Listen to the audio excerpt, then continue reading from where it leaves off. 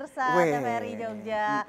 Senang sekali kami bisa kembali hadir ke hadapan Anda. Sudah di jam 5 lebih dikit ya, karena tadi sudah dibuka sama teman-teman TTM. Saya Vira Maya dan juga Porski Panjang. Kita balik lagi tentunya dalam Taman Paseban. Kasih musiknya dong. Ayo.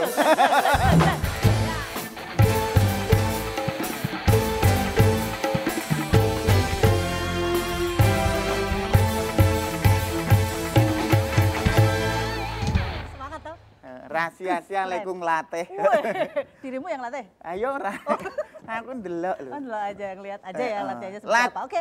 Lagunya bagus, ada Kuat Hati yang pertama. Nek lagu cah nom-nom ki urung sesuai realita. Loh kenapa gitu? Ayo toh, lagune sih mesra-mesraan durung mikir sumbangan tilik bayi mendring. Ngerti kuwi le, walah ra mungkin bapak kamu petani ya. Ra sempat ngono kuwi ya. Ya cah nom kok pikirane kok ya. Saya garis bawahi mendring tadi loh. Lah iya. Norem banget lo ngomong gitu. Wah, aku penghayatan kok. Oke, baik pemirsa, hari ini kita akan berbicara banyak hal terkait dengan kondisi daerah istimewa Yogyakarta dan khususnya di Kabupaten Bantul. Sering hujan, angin kencang, berita di mana-mana. Pokoknya ini ngomongin bencana, aduh jangan sampai deh kita kena gitu ya. Kemarin itu kan terjadi angin kencang. Iya. Ngapunten loh ini. Iya. Terjadi angin kencang tempat saya itu. Ada bencana juga? Walah, wet ambruk, Mbak. Loh, sing mati 30 pujul kuwi. Tenane? Wah, tenan. Kok iso? Loh, iso wong wet nibani kuburan kok. Ya jelas nek kuwi. Lah kan sik mati 30 pujul oke, Mbak. Berarti saya yang mendalami ceritamu kurang berlogika. Oh iya. Oke, tapi mudah-mudahan jangan terjadi lah yang lah iya. Jadi kita harus menanggulangi sekarang kan sudah banyak ini kalau pohon-pohon yang besar dipotongi, dirampingkan itu mengantisipasi itu. Kamu kok pinter loh teman hari ini? Lah yo pinter, mosok aku yo ketok bodoh terus. Oh gitu sekali-kali ya. Sekali-kali pinter. Oke, baik pemirsa, yang pasti untuk Anda yang ada di rumah nanti juga bisa ikut bergabung dengan kami lewat line telepon yang nanti akan kami buka di sesi 1, 2, 3 dan 4. Kami kan punya 4 sesi nanti di 580 800, 580 800. Siap-siap nanti ya. Nah, tema kita hari ini adalah terkait dengan antisipasi potensi ancaman La Nina di Bantul. Wah, jenenge apik La Nina. Kira-kira? Paling ora ya bocah putih rebondingan kan lho La Nina gitu. Itu nama apa ya? Kalau saya tidak merekomendasikan. Ayo La Nina itu kan tunggale telu. Sing gedhe ki La Nina. Terus? Sing rada sangi sore. Sing barep La Nina. Heeh, adine ki Lavira. Oh, terus sing ragil? Lambuh. Oke, baik. Hari ini bukan saya dan Pur yang akan berbicara mengenai La Nina, tapi ada yang kompeten di bidangnya yang siap untuk nanti berbincang dengan kami berdua ya. Yang pertama langsung saja saya panggilkan, beliau adalah Kepala BPBD Kabupaten Bantul. Kita sambut Bapak Dr. Andes Dwi Daryanto.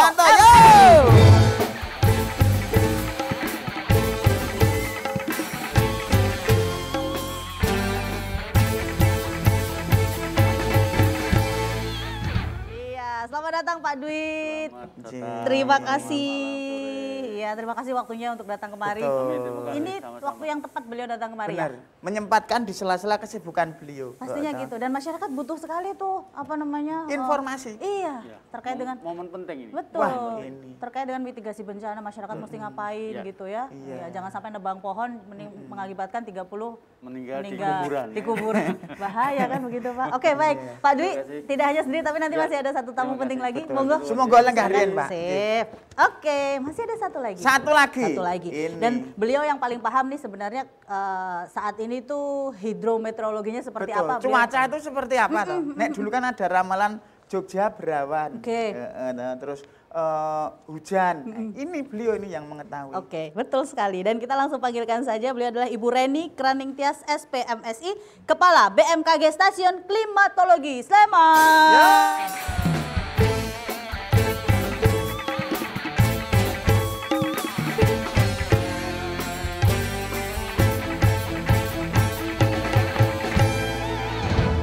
Apa kabar Bu Reni? Baik, terima kasih. Iya, sudah hadir di sini, matur nuwun. Bu Reni lagi sibuk apa sekarang? Tiap hari mantengin hujan terus, Bu? Ya monitor si La Nina tadi. Oh, gitu ya. Kan ada La Nina, ada Lavira, ada Lambo. Iya. Yang paling bahaya Lambo itu deh, Bu. Iya. Kita nggak ngerti datangnya. Kalau Ibu ini dari tadi mana? Dari beliau adalah Kepala BMKG yang Stasiun Klimatologi. Ini kali stasiun Lempuyangan punya nih, Bu. berdekatan. Oh, Pak Pur. berdekatan. Oh, ya paham aku rodoan itu. Bu, sepertinya beliau lebih banyak harus dapat pencerahan daripada pemirsa di rumah, lebih banyak beliau nanti. Kula pangling kali beliau iki lho. kenapa? Apa tadi kan masuk di studio. Aku yo meneng bae ngene. Di batinku iki SMP ngendi to aku ngene. Kurang ajar, Bu, kurang ajar beneran. Bener lho, Bu. Bener lho, Bu Reni. Gocek. Oke, baik. Nanti Lanina biar suruh mampir ke tempat dapur ya, Bu ya. Kan dia pengen tahu, katanya rebondingan sama cantik katanya gitu. Baik, Bu Reni, persilakan. Enggak, untuk Bu. lewat. Terima kasih. Oke, baik ya. Sebelum kita bahas lebih Ah, banyak iya. lagi, yang pasti kita akan punya sedikit cuplikan terkait dengan tema yang mau kita obrolin hari ini. Jadi pastikan Anda tetap bersama kami setelah tayangan berikut Betul. ini. Kami akan kembali. Tentunya tetap di Taman Paseban.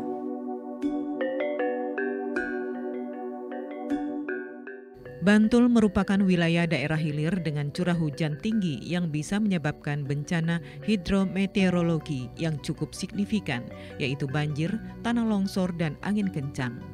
Dampak La Niña di Bantul tahun 2017 sangat parah, dibarengi dengan badai cempaka yang menyebabkan hujan ekstrim tercurah 200 mm dalam sehari. Semoga fenomena La Niña tahun 2020 ini tidak dibarengi badai tropis yang dekat dengan daratan pantai selatan sehingga dampaknya tidak signifikan. Sebagai langkah antisipasi, Pemkab Bantul menetapkan status siaga darurat bencana hidrometeorologi. Penetapan ini mempertimbangkan prediksi datangnya fenomena La Niña yang dibarengi dengan meningkatnya curah hujan yang tinggi. Status siaga darurat bencana di Kabupaten Bantul berlaku mulai tanggal 7 Oktober 2020 hingga 28 Februari 2021. BPBD Bantul telah melakukan koordinasi dengan pemerintah desa serta OPD teknis. Saat ini telah terbentuk 20 pos pemantau di lokasi yang paling rawan banjir, tanah longsor, dan angin kencang, seperti di Kecamatan Piungan, Delingo, Pleret, Pundong, Imogiri, dan Kasihan. Tiap pos pantau harus menyiapkan tempat pengungsian sebelum terjadi bencana. Pos pantau di 20 desa tersebut terdiri dari personil Forum Pengurangan Resiko Bencana atau FPRB dan pemerintah desa. Mereka siaga 24 jam ketika datang hujan dengan intensitas tinggi untuk mengidentifikasi potensi bencana di wilayah lokasi desa.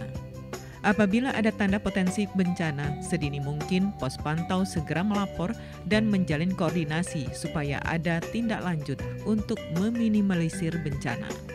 Masing-masing pos pantau juga diinstruksikan untuk segera menyiapkan sarana dan prasarana yang dibutuhkan saat bencana terjadi. Antara lain, menyediakan shelter pengungsian sementara bagi warga terdampak. OPD teknis juga diminta mengecek dan menyiapkan sarana dan prasarana evakuasi seperti senso, ekskavator, mesin pompa maupun perahu karet agar dipersiapkan untuk mengantisipasi ketika terjadi kondisi darurat, peralatan sudah siap. Fenomena La Niña juga mempunyai dampak terhadap permasalahan kesehatan seiring dengan tingginya potensi bencana hidrometeorologi, yaitu banjir, tanah longsor, dan kejadian dampak angin kencang. Karena saat ini masih berada dalam situasi pandemi COVID-19, maka setiap upaya mitigasi bencana maupun penanganan ketika terjadi bencana harus dilakukan secara detail dan terukur dengan memperhatikan prinsip-prinsip pelaksanaan protokol kesehatan. Harus mempersiapkan dengan cermat jika nanti ada evakuasi, harus mempunyai pola mitigasi yang aman dan penyebaran COVID-19, harus mempunyai tempat evakuasi yang berbasis protokol kesehatan.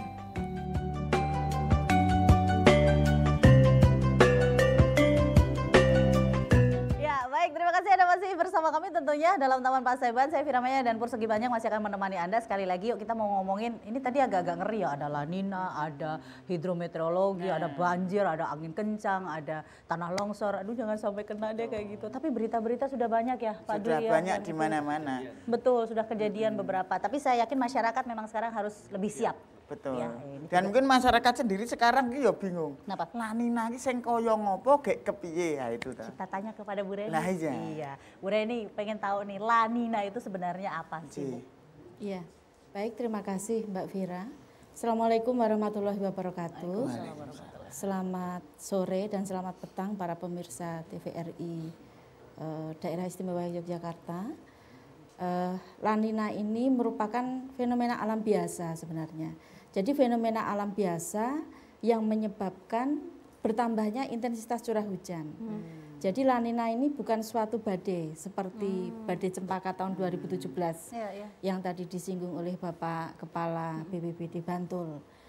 Kalau yang badai Cempaka itu bisa memang kita rasakan dampaknya pada saat itu dalam 1 hari merusak sangat signifikan. Tetapi La Nina ini fenomena alam yang menyebabkan intensitas curah hujan bertambah, tetapi dalam akumulasi bulanan. Jadi kalau kita pantau suhu permukaan laut di wilayah Indonesia, jika pada musim hujan ini lebih hangat daripada biasanya, sehingga berpotensi terbentuknya awan-awan hujan. Nah, sedangkan La Nina ini terpantau anomali suhu muka laut di wilayah Pasifik Tengah di sekitar garis ekuator ini terlihat atau termonitor negatif. Negatifnya hingga minus di atas 1. Nah, kalau minus di Pasifik itu sehingga suplai uap air basah dari Pasifik menuju ke wilayah kita di Indonesia ini akan semakin basah di wilayah kita. Makin tinggi gitu ya? Semakin tinggi. Jadi kebetulan saat ini pada saat musim hujan ada fenomena La Nina. Sehingga curah hujannya semakin bertambah daripada biasanya. Padahal sebenarnya La Nina itu bisa terjadi juga pada saat musim kemarau. Jadi kalau kita musim kemarau kemudian ada hujan berturut-turut beberapa hari atau beberapa minggu bisa jadi karena fenomena La Nina. Jadi musim kemarau bisa basah karena ada fenomena La Nina atau fenomena lainnya. Gitu. Berarti banyu laut ki laut ki ya sok anget, sok panas. Terus ora sak ya? Lho ya ora dirasa. Oh iya. Dari Ibu penjelasannya mau Bu Reni lho, tadi nggih. ya. Oke. Lek godhog niku ya apa? Kok bisa panas gitu maksudnya Bu Reni maksudnya? Iya. Jadi begini. Sumber energi kita utamanya adalah sinar matahari. Jadi kalau sinar matahari saat ini matahari kan sedang berada di posisi bergerak ke selatan. Nah, sehingga kita Indonesia itu bervariasi. Ada yang di utara Katulistiwa, ada yang di Katulistiwa, ada yang sebagian besar di selatan Katulistiwa. Nah, matahari bergerak ke selatan, otomatis daerah selatan Katulistiwa ini akan lebih panas. Iya, mendapat sinar matahari yang lebih banyak. Nah, sedangkan wilayah Indonesia itu kan bervariasi, ada pegunungan bahkan kebanyakan adalah lautan. Sehingga lautan ini dengan adanya sinar matahari ini menjadi hangat. Nah, dengan hangatnya suhu muka laut ini memicu penguapan yang cukup signifikan sehingga pembentukan awan-awan hujan bisa terjadi. Makanya kemarin IPA kita kok mangkat naik kelas IPA. Jadi paham. Ya tahu ya, lintang bujur selatan. Iya, betul. Ngaten niku ta Bu niku, Bu? Iya, betul. Lain godok banyu laut barang kapan itu sudah dijelaskan tadi. Tapi ngomong-ngomong soal La Nina nih Pak Dwi, banyak orang yang ketakutan gitu. Oh, bentar lagi ada La Nina gitu. Sebenarnya ditakutkan apa dampaknya? Ya, sebetulnya makanya informasi kita harus sering mengikuti informasi yang disampaikan oleh stasiun iklim dalam ini BMKG. Jadi biar masyarakat paham sebetulnya La Nina itu pemicu terjadinya curah hujan yang berlebih. Nah, kalau informasi yang kami terima dari Bu Reni dari BMKG bahwa potensi La Nina di Bantul itu di atas rata-rata dibandingkan dengan kabupaten kota lainnya di daerah istimewa Yogyakarta. Ya, jadi sehingga apa yang disampaikan informasi kepada kami tentu saja ini kita teruskan ke seluruh warga masyarakat Kabupaten Bantul, baik melalui forum koordinasi maupun secara langsung maupun melalui teman-teman relawan. Ini yang kita sampaikan sehingga masyarakat bisa menjadi lebih paham. Dan sebetulnya kalau melihat kondisi seperti ini, Bantul itu kan sudah berkali-kali menerima cobaan musibah.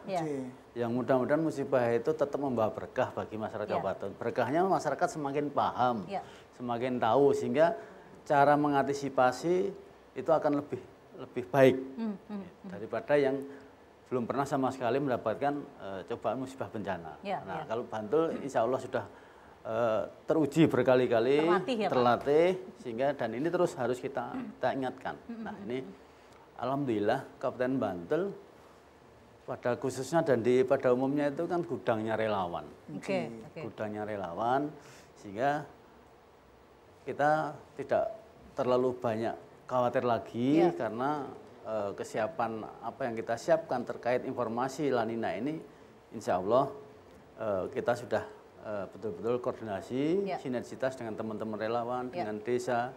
Kita sudah bisa memetakan daerah potensi yang rawan bencana longsor itu di daerah mana, banjir daerah mana, angin kencang di mana. Karena posisi Bantul itu kan posisinya yang di paling hilir di daerah semua Yogyakarta. Hulunya ada di utara, hilirnya ada di Bantul. Tentu saja. Saya pengen tahu lebih banyak nih mengenai mitigasi bencananya. Tapi mungkin setelah yang satu ini ya, kita akan break dulu. Setelah yang satu ini kami akan kembali dan masih akan membahas terkait dengan antisipasi potensi ancaman La Nina di Kabupaten Bantul. Setelah yang satu ini kami akan kembali.